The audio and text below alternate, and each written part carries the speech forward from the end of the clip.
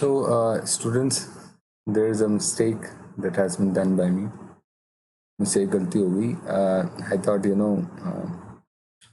ये classes English में होंगी, बट हमें ये क्लासेस हिंदी में मतलब ज़्यादा समझ में आएंगी. सो हिंदी में अब हम आगे से कंटिन्यू करेंगे, ठीक है.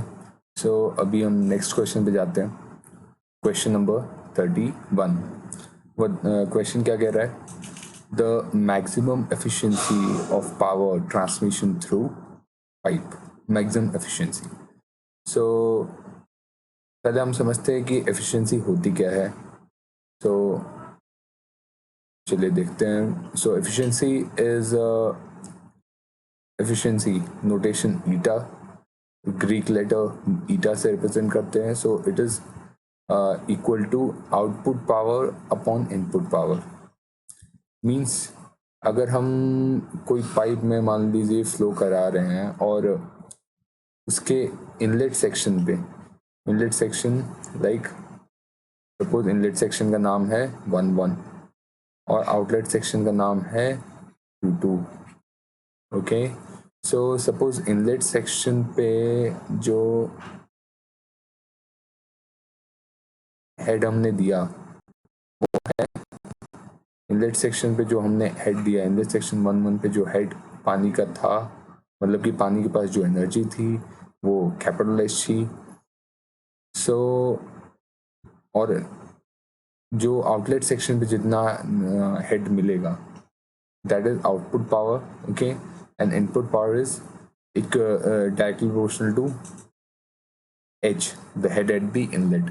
सो अगर मैक्सिमम आउटपुट चाहिए at the outlet, so head loss को हम लेंगे कैपिटल एच बाय 3. ये डिफ्रेंशिएट करके हम निकालते हैं. ये मैक्सिमम मिनिमम वाला कॉन्सेप्ट है. और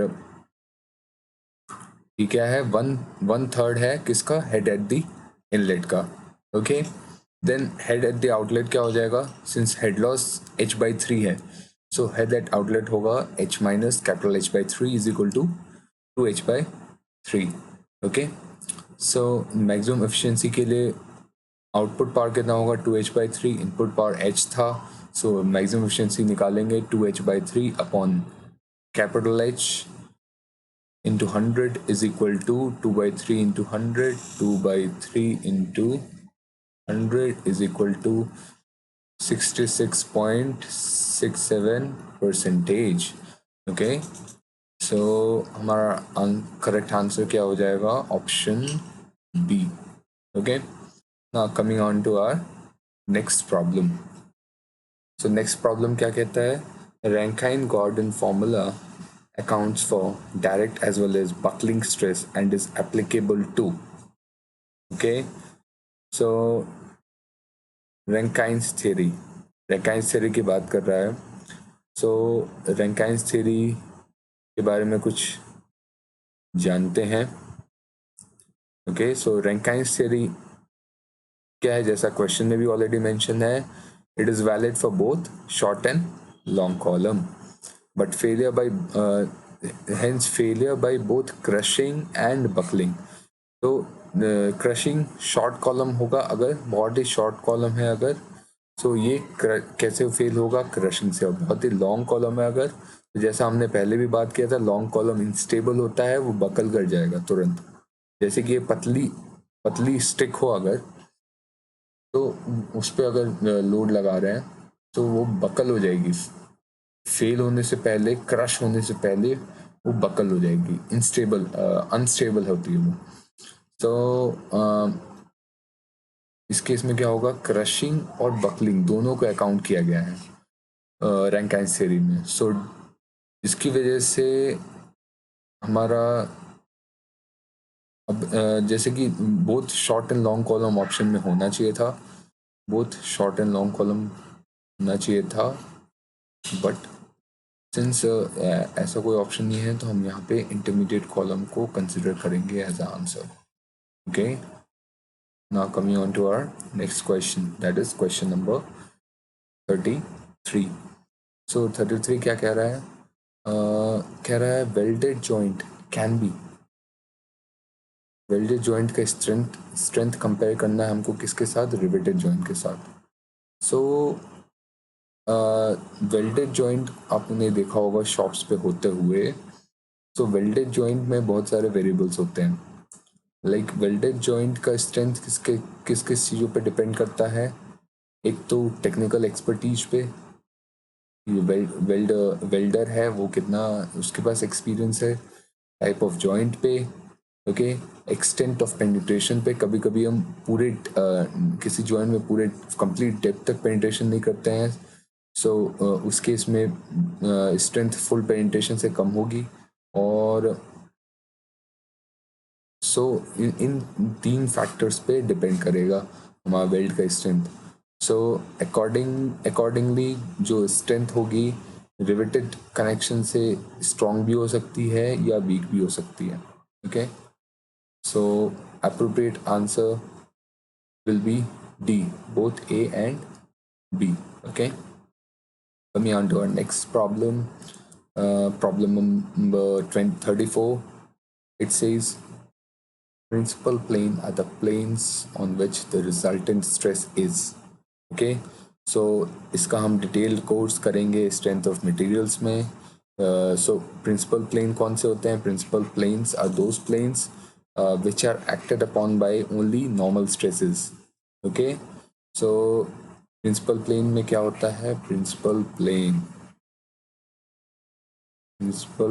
में जो शेयर स्ट्रेसेस होते हैं वो ज़ीरो होते हैं। प्रिंसिपल प्लेन पे कोई शेयर स्ट्रेसेस नहीं लगते, only normal stresses. Okay, only normal stresses act. So principal plane भी 3 प्रिंसिपल प्लेन होते हैं। एक होता है major principal plane, minor principal plane, okay, and then comes intermediate principal plane. So our correct option will be principal planes are the planes on which the resultant stress is the normal stress, क्योंकि कोई shear stress नहीं होगा, so resultant stress क्या होगा? Normal stress होगा। ठीक है, normal stress होगा। नॉर्मल स्ट्रेस कौन से होते हैं? जो हमारे प्लेन के परपेंडिकुलर लगे, जैसे ये है, ये प्लेन है हमारा, इसके परपेंडिकुलर जो फोर्स लग रहा है वो क्या है?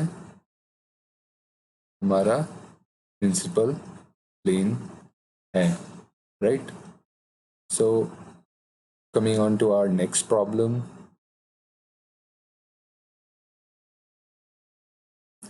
सो प्रॉब्लम नंबर 7, जैसा मैंने पहले बताया था, थोड़ा PDF के पेजेस डिस्प्लेस्ड हैं, सो क्वेश्चन 7 अभी आ रहा है, तो kindly bear with that.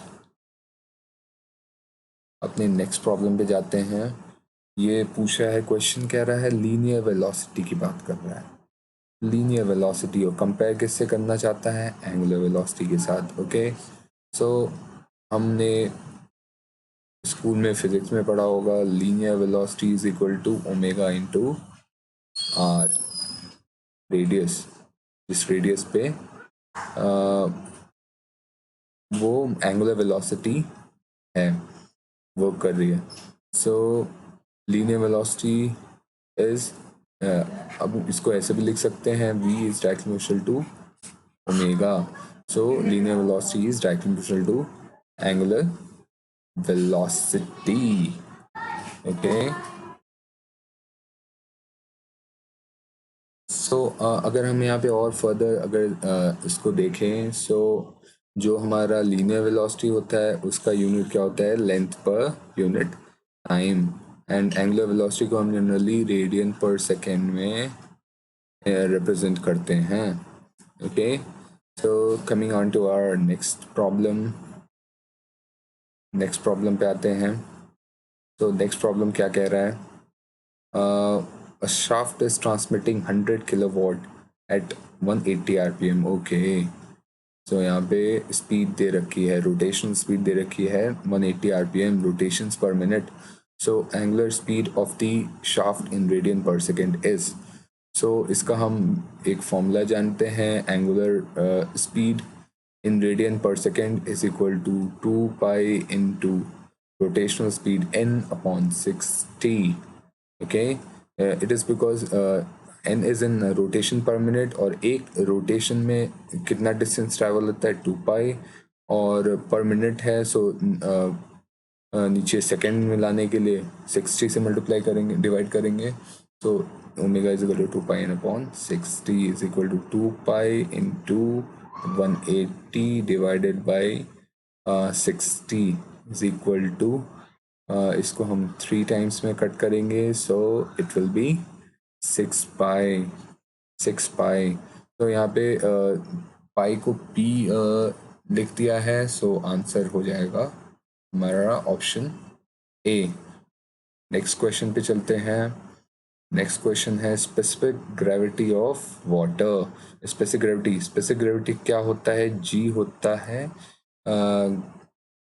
Ji of any fluid क्या होता है? Density of any fluid upon density of standard fluid, ठीक है, या हम कह सकते हैं unit weight of any fluid upon unit weight of standard fluid. Okay, so in case of liquids, हम standard fluid क्या लेते हैं? water. Okay, so since हम specific gravity of water पूछ रहा है, so it will be density of water divided by density of water is equal to 1. तो correct answer क्या हो जाएगा? option D. Okay, then coming on to our next problem, that is problem number 10. 10th problem क्या कह रहा है?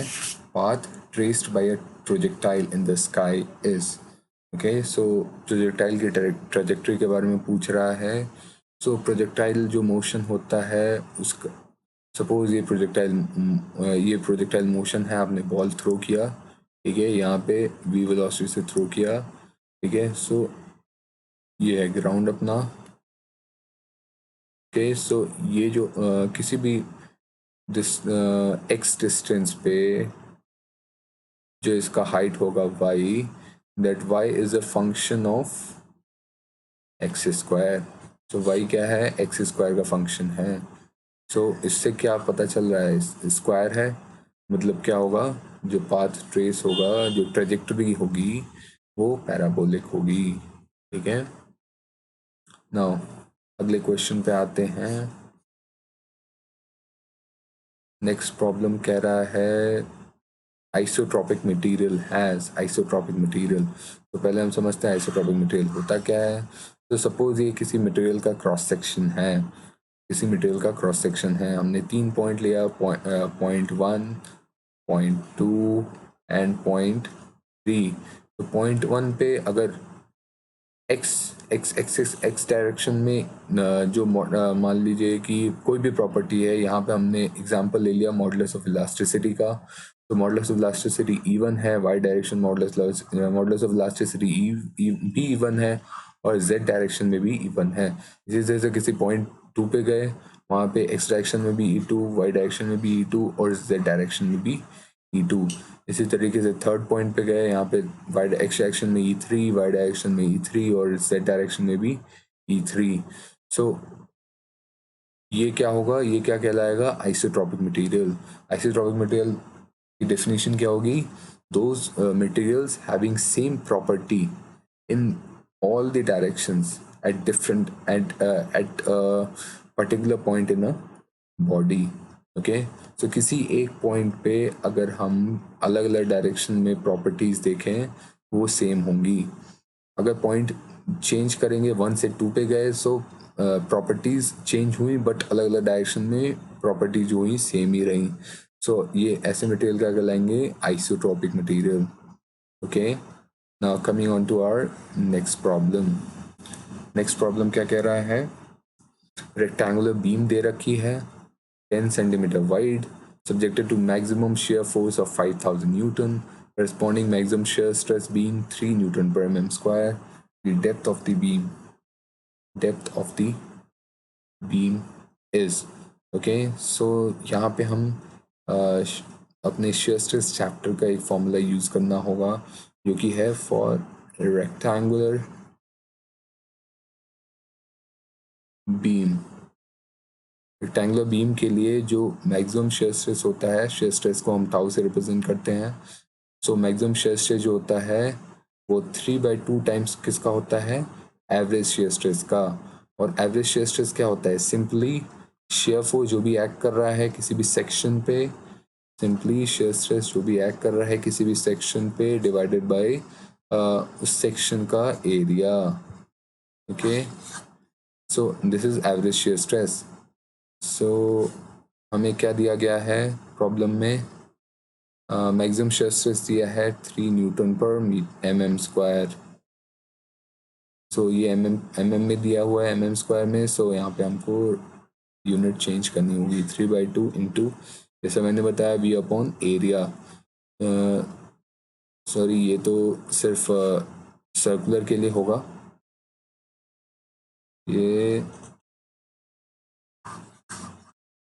ये circular के लिए स्पेसिफिक है। Tau average is equal to v upon A, ये है जनरल फॉर्म में। सो 3/2 इंटू हमारा शेयर फोर्स कितना दे रखा है, 5000 newton divided by area. Area में हमें डेप्थ ऑफ द बीम निकालना है। सो उसको हम सपोज डी ले लेते हैं, और जो विड्थ दे रखी है 10 सेंटीमीटर दे रखी है, सेंटीमीटर में है, सो में करने के लिए 10 से मल्टीप्लाई कर देंगे। सो यहाँ से हमें डी की वैल्यू में क्या मिलेगी, ये मिलेगी 25 okay, D is equal to 25 but question में यूनिट में एरर दे रखी है। सो यहाँ पे होना चाहिए, और ये आंसर ए हम सेलेक्ट कर लेंगे। यहाँ पे 20 सेंटीमीटर की जगह देना था इनको, ठीक है।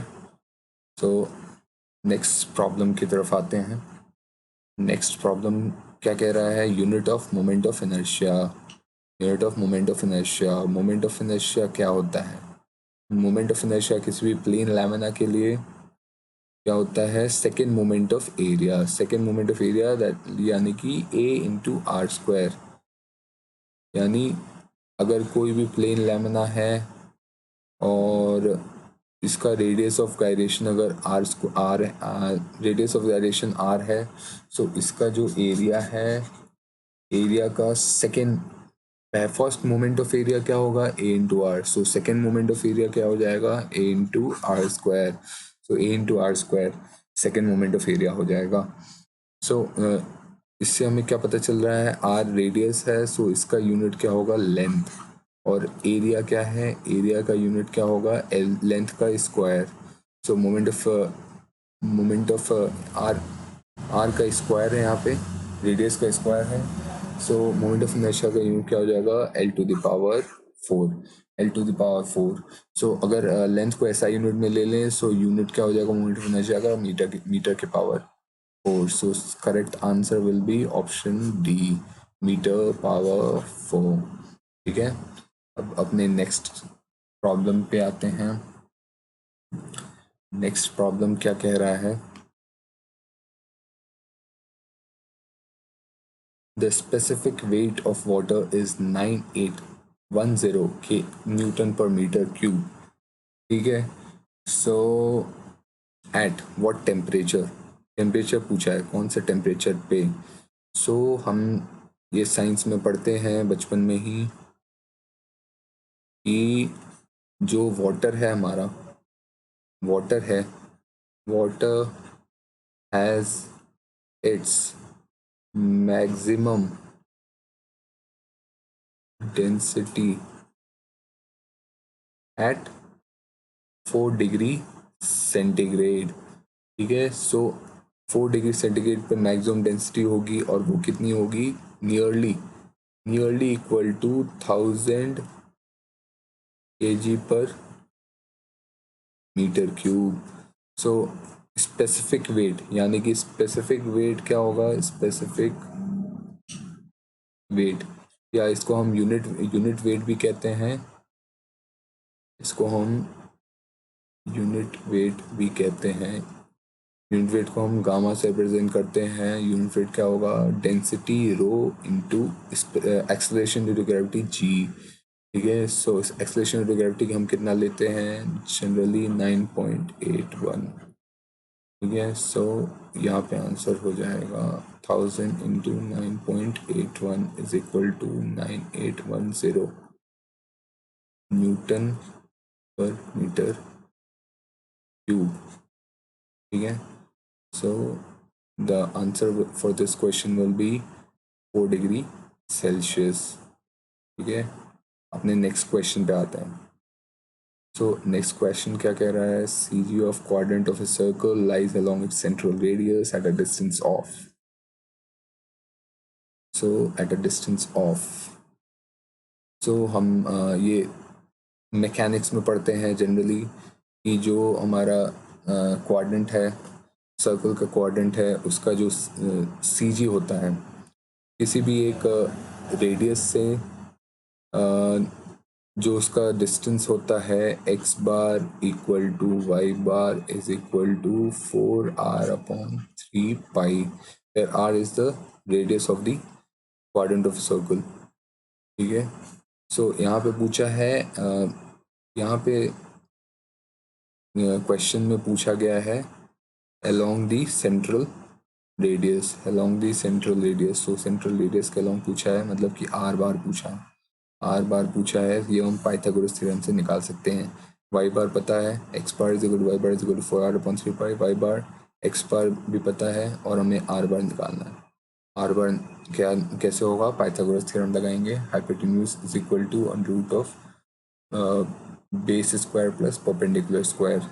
ठीक है, सो इस केस में क्या हो जाएगा हमारा, ये दोनों इक्वल है, सो ये हो जाएगा 2 into X bar square is equal to root two into X bar लिख सकते हैं, दैट इज √2 इंटू 4r/3 पाई, जिसको हम सॉल्व करते हैं तो हमारा फाइनली क्या रिजल्ट निकलता है, 0.6r, r bar is equal to 0.6r। ठीक है, सो हमारा करेक्ट आंसर क्या हो जाएगा, 0.6r। Right, now coming on to our next problem. Next problem क्या कह रहा है, motion of flywheel is an example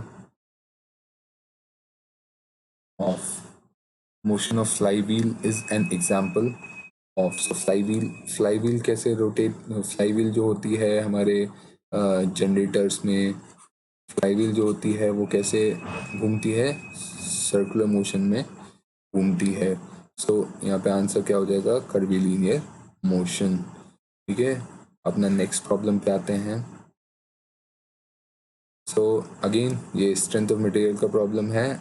average shear stress to maximum shear stress का रेशियो पूछा है, किसके लिए, सर्कुलर सेक्शन के लिए। सो सर्कुलर सेक्शन के लिए अगर हम देखें, जो मैक्सिमम शेयर स्ट्रेस होता है उसका एक्सप्रेशन होता है 4/3 times of average shear stress. ठीक है, सो यहाँ पे एवरेज टू मैक्सिमम का रेशियो पूछा है, so tau average upon tau maximum is equal to 3/4। So answer क्या हो जाएगा, ऑप्शन डी, 3/4। ठीक है, अब अपने नेक्स्ट प्रॉब्लम पे आते हैं। यहाँ पे क्या पूछा है, Poisson's ratio for the isotropic material is. So इसको हम देखते हैं, जो हमारे आइसोट्रोपिक मटेरियल होता है,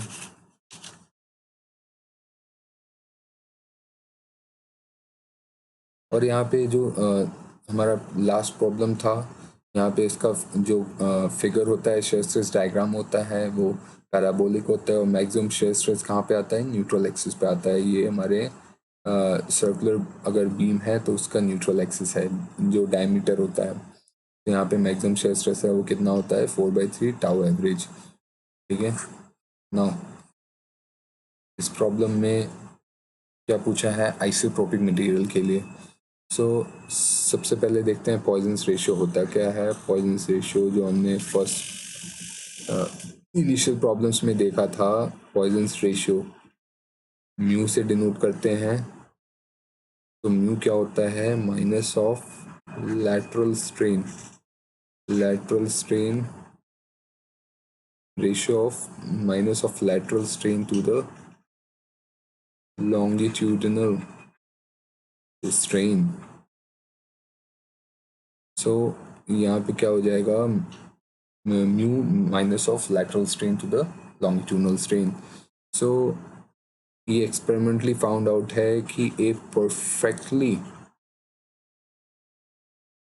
perfectly incompressible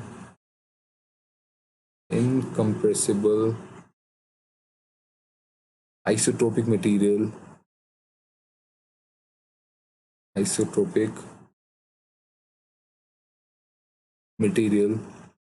deformed elastically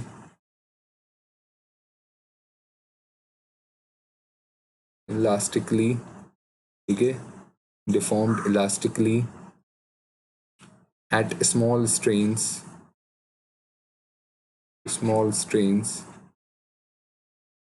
has its Poisson's ratio as, Poisson's ratio इसके लिए क्या होगा, 0.5 होगा। सो इन जनरल हम बोल लेते हैं कि जो हमारे आइसोट्रोपिक मटेरियल होते हैं, जो हमने पढ़ा था, आइसोट्रोपिक मटेरियल कौन से होते हैं, जिनमें किसी भी पर्टिकुलर पॉइंट पे हर एक डायरेक्शन में जो प्रॉपर्टीज होंगी वो सेम होंगी। सो ऐसे मटेरियल्स में जो हमारा पॉइजन्स रेशियो होता है वो जनरली 0.5 होता है। Now coming on to our next problem. इस प्रॉब्लम में क्या कह रहा है, एक स्ट्रक्चर दे रखा है जिसमें यहाँ पे ब्रैकेट्स लगा के लोड लगाया है 10 किलोन्यूटन, यहाँ पे 10 किलोन्यूटन अगेन दिस ब्रैकेट पे। सो इसका हम फ्री बॉडी डायग्राम बनाते हैं, जैसे हमने पढ़ा था पहले कि फ्री बॉडी डायग्राम क्या होता है, जो सपोर्टिंग कंडीशंस हैं उसको रिमूव करके और वहाँ पे जो रिएक्शंस लग रहे होंगे उनको हम दिखा देते हैं, हमें शो कर देते हैं। सो यहाँ पे ये ब्रैकेट था, सो यहाँ पे इसको हमने कट करके निकाला और यहाँ पे 10 किलोमीटर लग रहा था, तो 2 से मल्टीप्लाई करेंगे। सो यहाँ ये एंटी क्लॉकवाइज घूमना चाहिए ऐसे तो, लेकिन नहीं घूम रहा है, क्यों, क्योंकि यहाँ पे क्लॉकवाइज एक मोमेंट लग रहा है 20 किलोमीटर का, ये उसे एंटी क्लॉकवाइज घूमने से रोकेगा। ठीक है, सो यहाँ पे since anti clockwise movement reaction लग रहा है, सो यहाँ पे जो हमारा ये वर्टिकल मेंबर है, यहाँ पे 20 किलोमीटर का एंटी क्लॉकवाइज मूवमेंट लगेगा। ठीक है, अगेन ये जो हमारा मेंबर है, यहाँ पे 10 किलोमीटर का लोड लग रहा है, ये यहाँ इसको क्लॉकवाइज रोटेट करने की कोशिश कर रहा है, बट ये रोटेट नहीं कर रहा, क्यों, क्योंकि यहाँ पे एक एंटी क्लॉकवाइज 20 किलोमीटर मीटर का मोमेंट लगेगा। ठीक है, सो यहाँ पे एंटी क्लॉकवाइज मोमेंट रिएक्शन लग रहा था, तो यहाँ पे क्या होगा, क्लॉकवाइज रिएक्शन लग जाएगा। ठीक है, सो अब इसको हम बॉटम से भी, बॉटम में ये फिक्स सपोर्ट था, क्योंकि बॉटम में ये फिक्स सपोर्ट था, सो इसको हमने रिमूव करके रिएक्शंस लगा दी, शो कर दिए हैं, एक वर्टिकल रिएक्शन, एक हॉरिजॉन्टल रिएक्शन, एक वर्टिकल रिएक्शन, एक हॉरिजॉन्टल रिएक्शन। ठीक है, एक हॉरिजॉन्टल रिएक्शन और एक मोमेंट। सो इसका अगर हम एक बेंडिंग मोमेंट डायग्राम अगर ड्रॉ करते हैं, बेंडिंग मोमेंट डायग्राम कैसे ड्रॉ होगा, सो इसे हम वर्टिकल मेंबर को रिप्रेजेंट कर रहे हैं। ठीक है, सो यहाँ पे एक एंटी क्लॉकवाइज मूवमेंट लग रहा है, सपोज ये हमारा एक रेफरेंस फेस है, ये वाला जो है रेफरेंस फेस है। सो जब कोई भी मोमेंट हमारे एज्यूम्ड रेफरेंस फेस पे अगर कंप्रेशन लगा रहा है, तो जनरली हम उसको पॉजिटिव मोमेंट कंसिडर करते हैं, और पॉजिटिव मोमेंट को रेफरेंस फेस के साइड पे ही ड्रॉ करेंगे। सो यहाँ पे इसको ड्रॉ किया, ये हमारा 20 किलोमीटर मीटर का ये आया मोमेंट, 20 किलोमीटर मीटर का मोमेंट लगा। फिर यहाँ पे ये कहाँ तक रहा, ऐसा जहाँ पे ये मोमेंट लग रहा है 20 किलोमीटर का, वहाँ तक रहा। उसके बाद फिर यहाँ पे ये एंटी क्लॉकवाइज था, अब ये क्लॉकवाइज है। क्लॉकवाइज क्या कर रहा है, रेफरेंस फेज पे हमारे जो हमारा रेफरेंस फेज है, सपोज ये फेज ए है, ये फेज बी है। सो फेज ए पे क्या कर रहा है, टेंशन ला रहा है। टेंशन ला रहा है तो नेगेटिव होगा, नेगेटिव होगा। सो +20 -20 क्या हो जाएगा, +20 और -20 मिला के 0 हो जाएगा। सो 0 मोमेंट हो जाएगा। इसके बाद देखो कोई मोमेंट नहीं लग रहा है ये वर्टिकल मेंबर के एंड तक। सो 0 रहेगा, 0 रहेगा। सो यहाँ पे कोई मोमेंट नहीं लग रहा है क्योंकि सो यहाँ पे जो मोमेंट का रिएक्शन होगा वो 0 होगा। सो प्रॉब्लम में हमसे क्या पूछा है, जैसे प्रॉब्लम हमसे पूछा है bending moment at C. Bending moment at C अभी हमने देखा, जो बेंडिंग मोमेंट एट सी है, जो मोमेंट रिएक्शन है वो 0 आ रहा है। जो बेंडिंग मोमेंट एट सी है वो 0 आ रहा है, ये सी पॉइंट है। सो हमारा आंसर क्या हो जाएगा, 0, option D. Then comes our next problem. So इस केस में क्या पूछा है, माइल्ड स्टील में yield stress corresponding to, yield stress किसके करस्पॉन्डिंग होता है। सो माइल्ड स्टील का जो कर्व है वो मैंने ड्रॉ किया है क्योंकि टाइम ना लगे इसके लिए। सो जब हम कर्व ड्रॉ करते हैं, स्ट्रेस वर्सेस स्ट्रेन का कर्व, स्ट्रेस वर्सेस स्ट्रेन का कर्व अगर हम ड्रॉ करते हैं, यहाँ पे हमारा क्या है, स्ट्रेस, यहाँ पे क्या है, स्ट्रेन। सो कर्व कुछ ऐसा मिलता है प्रोपोर्शनल लिमिट तक। पॉइंट ए जो है प्रोपोर्शनल लिमिट है, पॉइंट बी जो है इलास्टिक लिमिट है, कर्व हो जाता है।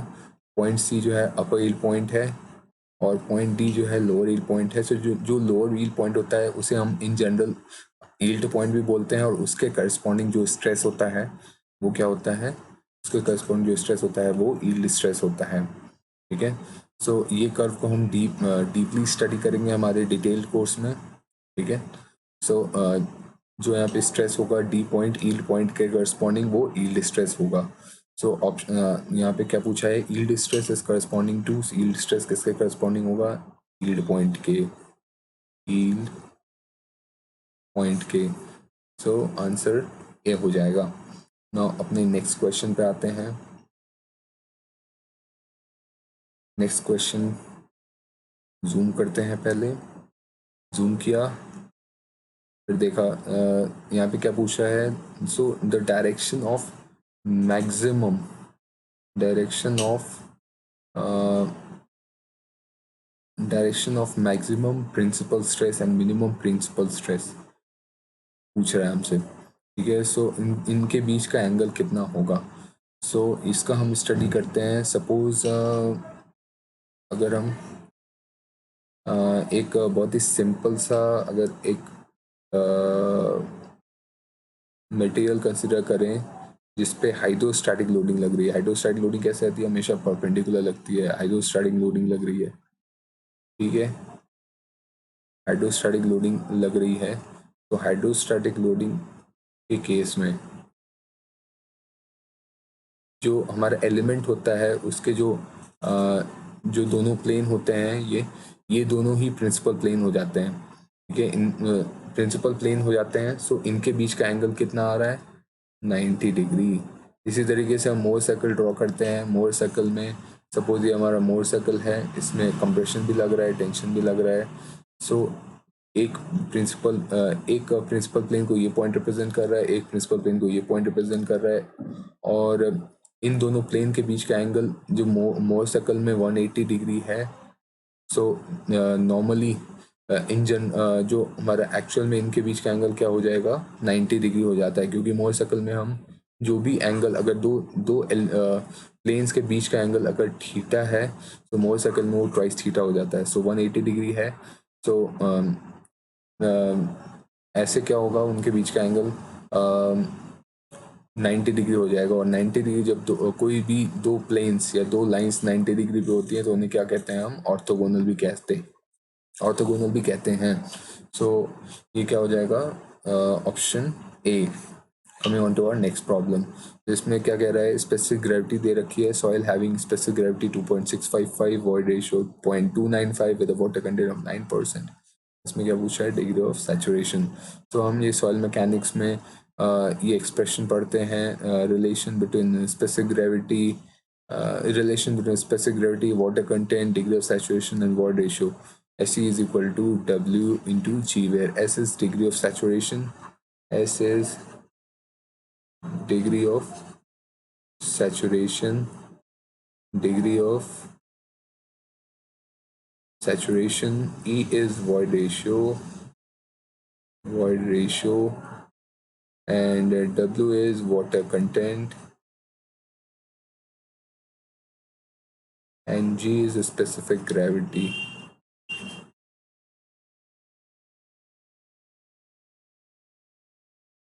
Specific gravity. सो इस केस में हमारा डिग्री ऑफ सैचुरेशन कितना हो जाएगा, WG/E। सो वाटर कंटेंट कितना दिया, 9%, इसको 100 से डिवाइड कर दिया, 0.09 into 2.655 divided by void ratio कितना दिया है, 0.295। तो इसको हम जब सॉल्व करेंगे तो हमारा आंसर क्या आएगा, 0.81। इसको हम परसेंटेज में अगर रिप्रेजेंट करें सो 81%। सो आंसर क्या हो जाएगा, सी। ठीक है, अब अपने नेक्स्ट प्रॉब्लम पे चलते हैं। सो नेक्स्ट प्रॉब्लम क्या कह रहा है, नेक्स्ट प्रॉब्लम कह रहा है virtual work is a technique used in, so computer aided design, wrong. Fluid dynamics यहाँ पे भी नहीं होता है, जियोटेक्निकल अर्थक्वेक इंजीनियरिंग इसमें नहीं होता है, स्ट्रक्चरल मैकेनिक्स में होता है। तो स्ट्रक्चरल मैकेनिक्स समझते हैं होता क्या है। स्ट्रक्चरल मैकेनिक्स में क्या होता है, स्ट्रक्चरल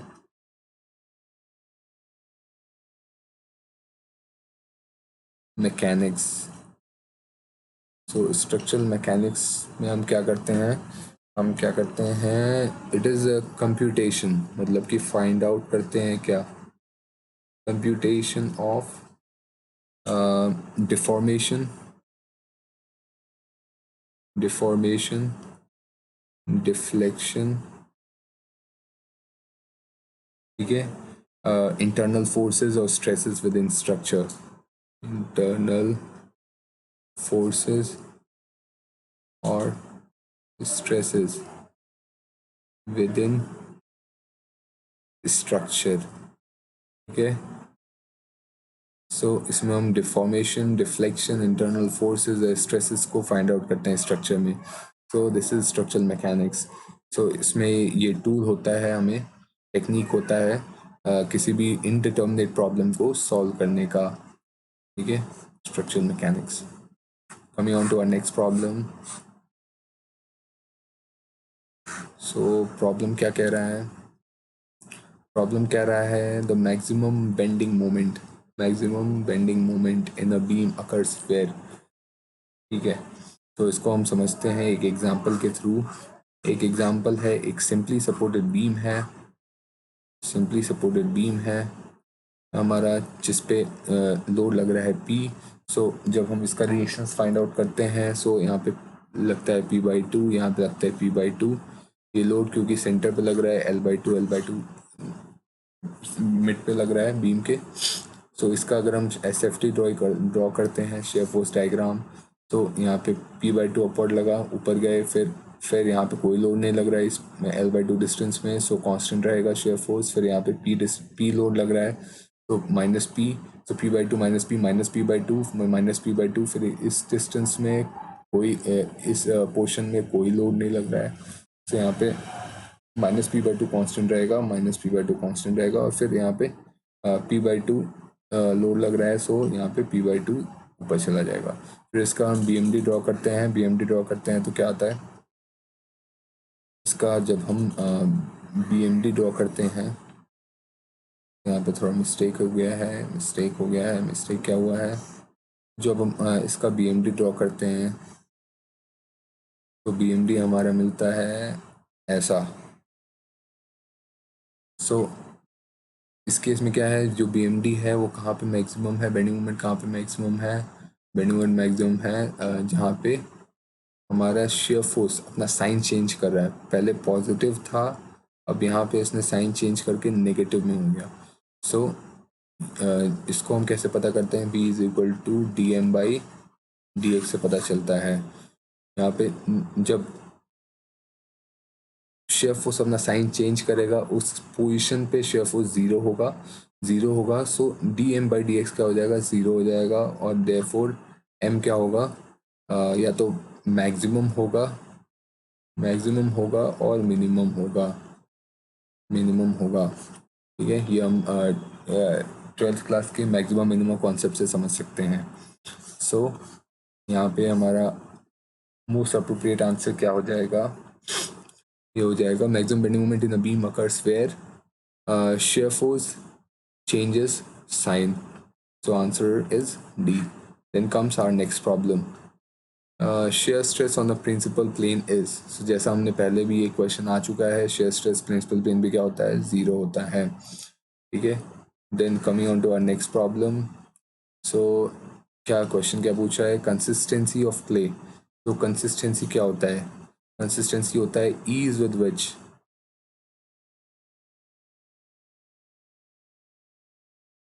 soil can be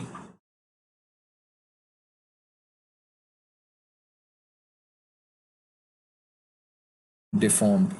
ठीक है, सो सिंस अगर हम क्ले का एक सैंपल लेते हैं तो क्ले का सैंपल बहुत ही ईजिली डिफॉर्म हो जाता है। सो इस केस में क्या होगा, कंसिस्टेंसी क्ले का क्या होगा, सॉफ्ट होगा। ठीक है, सॉफ्ट कंसिस्टेंसी, क्ले की कंसिस्टेंसी क्या होगी,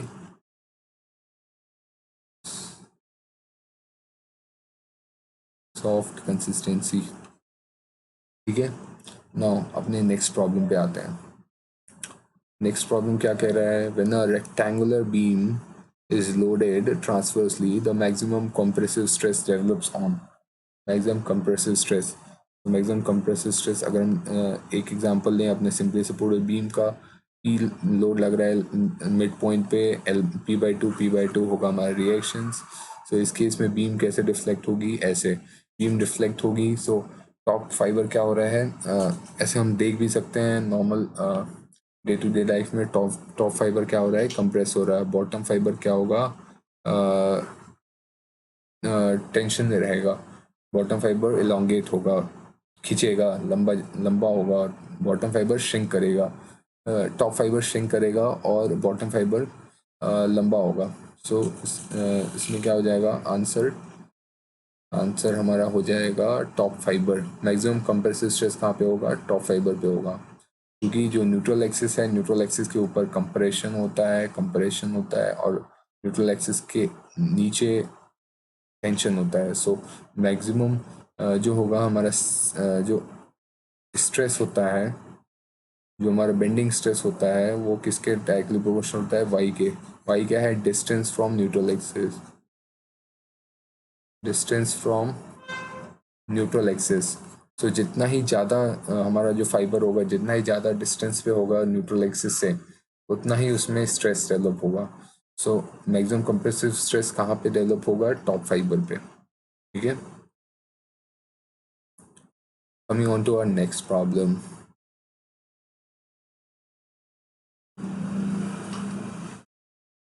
हमारा अगला प्रॉब्लम क्या कह रहा है, Reynolds number is defined as. So Reynolds number क्या होता है, रेनॉल्ड्स नंबर हमको फ्लो की प्रॉपर्टी बताता है कि फ्लो, रेनॉल्ड्स नंबर को हम आर ई से रिप्रेजेंट करते हैं। सो फ्लो लैमिनार है या ट्रांजिशन में है या टर्बुलेंट फ्लो है। ठीक है, सो रेनॉल्ड्स नंबर का एक्सप्रेशन क्या होता है, रेनॉल्ड्स नंबर इसका रेशियो होता है विस्कस इनर्शियल फोर्स और विस्कस फोर्स का रेशियो होता है। So Reynolds number is equal to ratio of inertial force inertia force to viscous force is equal to Fi upon F mu। ठीक है, Fi upon F mu, Fi upon F mu। ये inertial force को represent करते हैं phi से और viscous force को represent कर देते हैं एफ म्यू से। सो हमारा करेक्ट आंसर क्या हो जाएगा? करेक्ट आंसर हो जाएगा ratio of inertial force to viscous force, answer A. ठीक है, अपने नेक्स्ट प्रॉब्लम पे आते हैं। नेक्स्ट प्रॉब्लम क्या कह रहा है? नेक्स्ट प्रॉब्लम पूछ रहा है the critical depth in a triangular channel is 0.75 metre, the maximum specific energy is. So in case of triangular channel जो हमारा स्पेसिफिक एनर्जी होता है, जो क्रिटिकल होता है, वो क्या होता है? वो होता है 5/4 times of critical depth, 5/4 times of critical depth. ठीक है, जो हमारा क्रिटिकल स्पेसिफिक एनर्जी होता है। ठीक है, सो जैसे हम ये वैल्यू पुट करते हैं 5/4 टाइम्स ऑफ 0.75, सो आंसर क्या हमारा मिलता है? 0.9375 मीटर, ऑप्शन डी। ठीक है, coming on to our next problem, that is 44th problem. 44th problem में क्या कह रहा है? The hydraulic gradient line represents, hydraulic gradient line represents line joining ordinates of sum of, okay। so हमारा hydraulic gradient line थोड़ा सा brief में समझते हैं। हाइड्रोलिक ग्रेडियंट लाइन HGL से रिप्रेजेंट करते हैं। वो किसका सम होता है? हमारा हाइड्रोलिक ग्रेडियंट लाइन सम होता है pressure head plus datum head. Pressure head ये प्रेशर एनर्जी को रिप्रेजेंट कर रहा है, प्रेशर एनर्जी, और ये डेटम हेड रिप्रेजेंट कर रहा है पोटेंशियल एनर्जी को।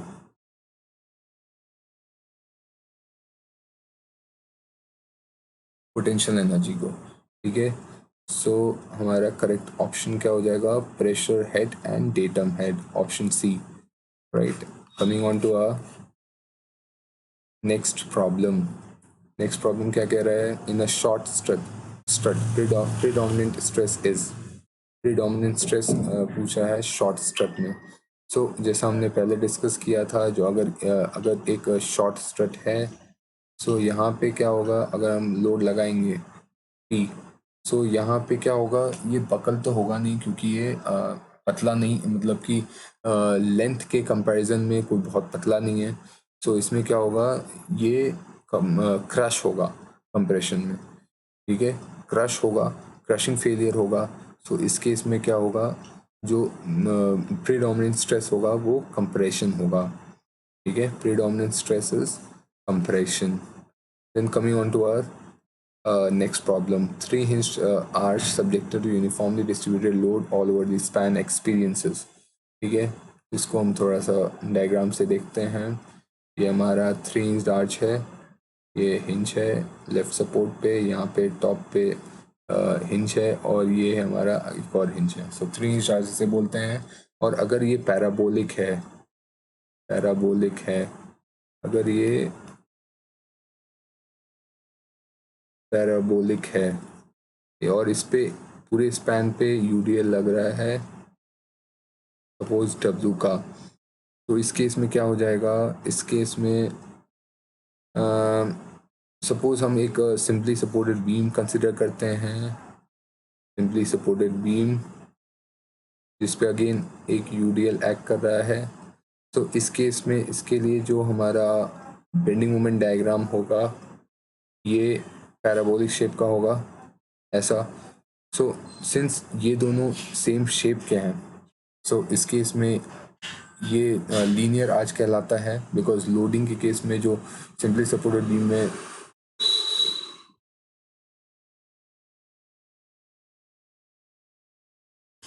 इस केस में जो हमारा यूडीएल एक्ट कर रहा है, अगर वही सिंपली सपोर्टेड बीम पे एक्ट करे, सो इस केस में जो बीएमडी बनता है हमारा बेंडिंग मोमेंट डायग्राम, वो भी पैराबोलिक होता है, पैराबोलिक होता है। सो एक स्ट्रक्चरल एनालिसिस हम थ्योरम पढ़ते हैं, एडीज थ्योरम, एडीज थ्योरम, उसके अकॉर्डिंग जो ये 3-hinged आर्च है, 3-hinged आर्च है, 3-hinged जो हमारा 3-hinged